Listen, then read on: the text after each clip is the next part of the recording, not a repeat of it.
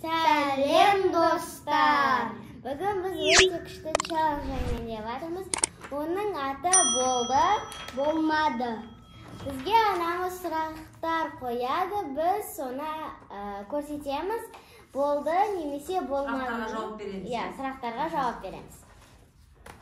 Ал сәлем достар, бүгінгі челленджді бастайық. Бірінші сұрағымды қоямын. Мектепте апайға сөз қайтарған кездерің болды ма? Енді көрсеңші. Не болды? Болды? Қатастырып алдым. Болмады, е? Иә. Дұрыс. Ол деген негізі сөз тәтті балалар апайға сөз қайтармаймыз, е? Так, мектепте алғаш рет барғанда қандай күйде болдыңдар? Қандай күйде болдыңдар? Иә. Қандай күйде болдың? Жыладыңдар ма? Мама мені еткен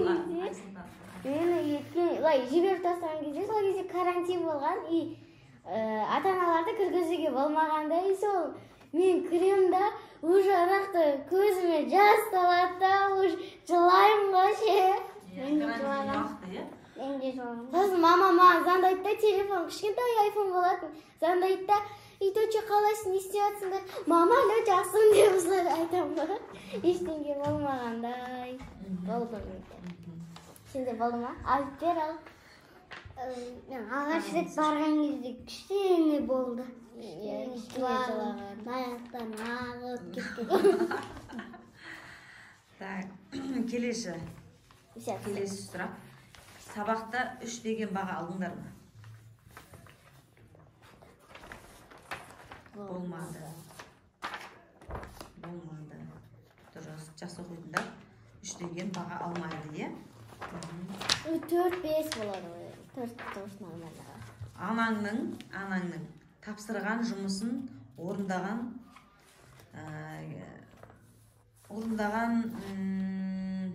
қалай айтсам болады? Орындаған сәттерің болды ма? Тапсырмасын. Біз конечно орындаймыз. Панча как келдіңізде панча келесі. Сабақтан қашқан кездерің болды ма? Болмады, е? Сабақтан әлі қашып үйренген жоқпыз, е? Біз қашып, абай сразу директорға айтады, немесе мамаға мазам дейді. Балаларыңыз сабақтан қашып кетті деп па? Так. Сендерге достарың ба, сыныптастарың ба, пранк жасаған кездер болды ма, болмады ма? Болды ма? Просто келатырды. Сосын мен жайғарам үшін келатырмын. Мен сыныпқа келатырмын да, Айару туған күніңмен дейді да, әлі туған күнім болмаған ғой. Мен әлі туған күнім болмады ғой, 7-ші қараша ғой дейді да. Бұл пранкқа не сеніп қалдың ба дейді ғой. Соны сеніп қалам ғой. Ал Айсұлтан, сенде қандай пранк болды? Мен бақты жақтан кірген ғой. Бақты жақтан, е? Сол жерге дұралы артынан кейін ғой, шошып кеткен ғой. Содан шошып бөй деді.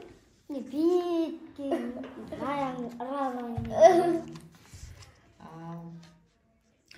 Ал бір сұрақ қоям. Өздерің мамаларыңа айтпай, маған айтпай, ешкімге айтпай, үйде өздерің шаштарыңды қиған кездерің болды ма? Болмады.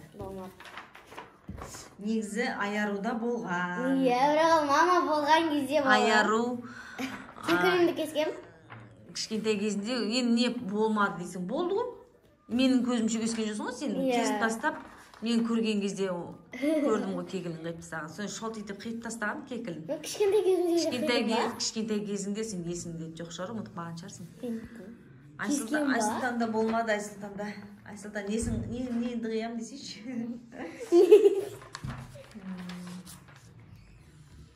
Так, сабақта сыныптастарының алдында бір нәрсені білдіріп қойып ұялып қалған кездерің болды ма? Болмады, е? Ондай нәрсе әлі кезіккен жоқпыз десеңіз. Сол ғой. Сабақтан кешігіп, апайдан сөз естіген кездерің болды ма? Сөз естіп енді ұрысты ма, жай ғана түсіндіріп айтты ма кешікпеңде деп? Болмады. Болды ма? Иә. Ал аяқ. Кеше мен Эльнар тәтемнің үшін таксимнің машинасы оталмай қалғанда, и сол үшін мен кешігіп қалдым. Ал сабақ 7:45-те басталады, и мен сол 3 немесе 4 минутқа ма кешігіп қалған. И мен апайға айтып сәлеметсіз бе апай, кіруге бола ма? Я кіре ғой, бірақ екінші олай кешікпе деген ғой. Вот. Видео ұнап жатса лайк, комментария басып қойыңыздар. Мектептен қайтқанда сөмкелеріңді ұмытып кеткен кездерің болды ма? Болды. Айсұлтанда көп болды. Аяр сенде де бір рез болған. Иә, мен Не болмады дейсің? Болды. Ой, болды. Мен бірі Айсұлтан айтсын. Иә, дене сумкасын Ал дұрыстамай. Дене киімдеріңді ұмыта бересің, иә? Дене сабағы. Бірінші сыныпта.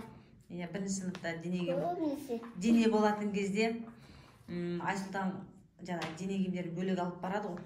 Сол кезде дене болады, болған соң қайтадан киініп шешініп формаларын киген соң қайтатын кезде дене киімдерін сумкасымен ана вахта жақта, терезенің алдында, классында ұмытып кететін. Мен сосын оны алып кетуім керек, обязательно. Содан келеді, сумкаң қайда деп неткен кезде ұмытып кеттім деп сөйтеді. Соң Айару қазғанда как раз Айару кезде түстен кейін оқиды.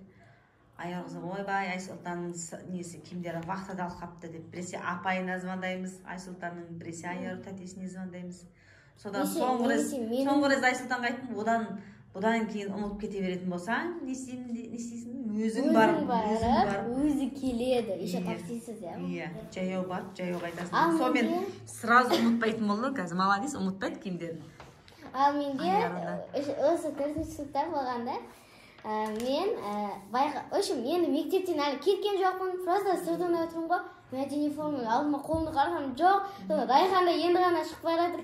Райхан, менің дене формам ұмытып қалып жүр, екім салып. Мен жаңа өзім барсам ше, өзім мынандай болып қалады ғой ішінде.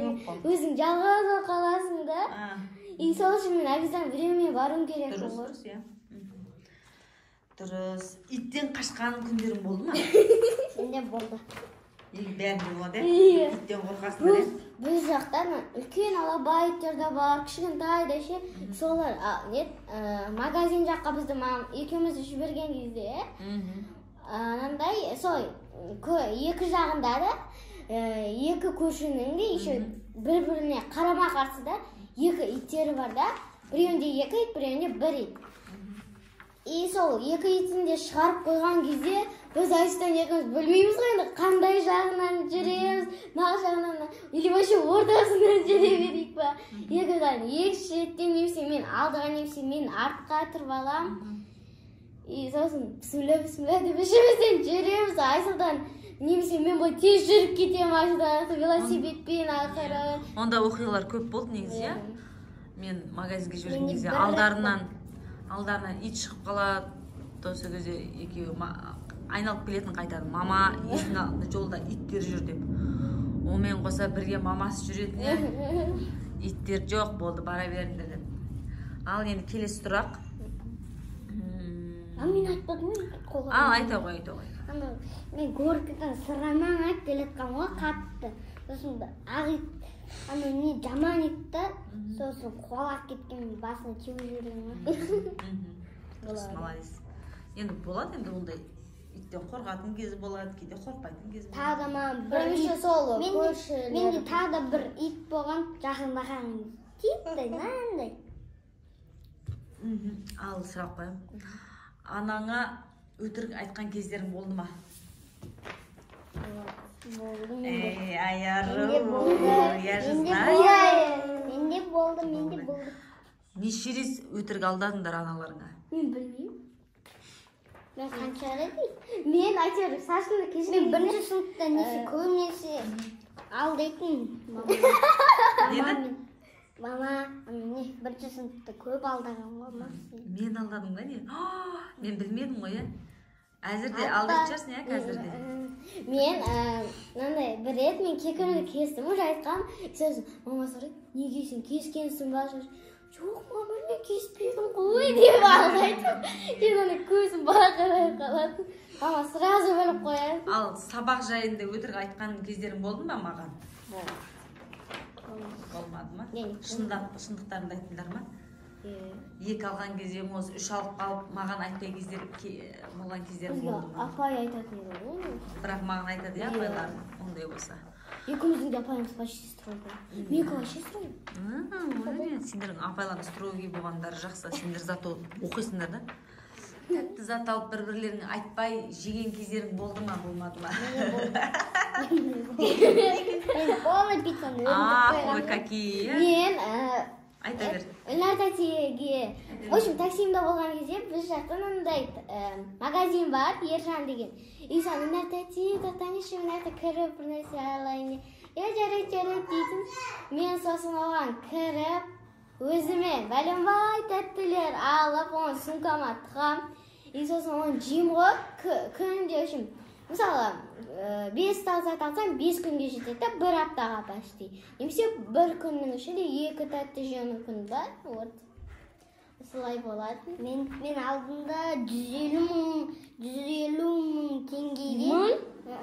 150 теңге. Соған полный пицца алғанмын. Соның бәрін жеп қойғанмын ғой мен машинамда. Негізі бір-біріңе айтпай жей сағандарың.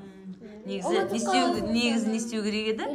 Бөлісіп жеу керек. Ондай болып тұрады енді. Ондай болып тұрады. Мысық па, или же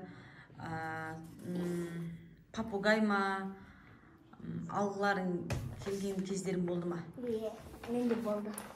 Алдында мен мысықты хомяк келген. Мысықты Мен хомяк алғым келген. Хомяк алғым келген. Андай шөшкелер кішкентай. Оны бірам тамақ бере берсін, кішкене өседі. Сосын олар еще өмірді тез өтеткен ғой. Екен битімді ғой. Бірақ біздер рұқсат бермедік, е? Ол үшін оларға кәдімгі күтім керек, дұрыс қой. Тамақ керек. Үйлері керек, олар әр жерде жүре бермейді ғой. Дұрыс. Сол енді басқа сұрағымызды келесі челленджде жалғастырады. Бәлеріңе салыңыздар. Челлендж ұнаса лайк басып, тіркеліп, қоңырауды басып қойыңыздар. Пока.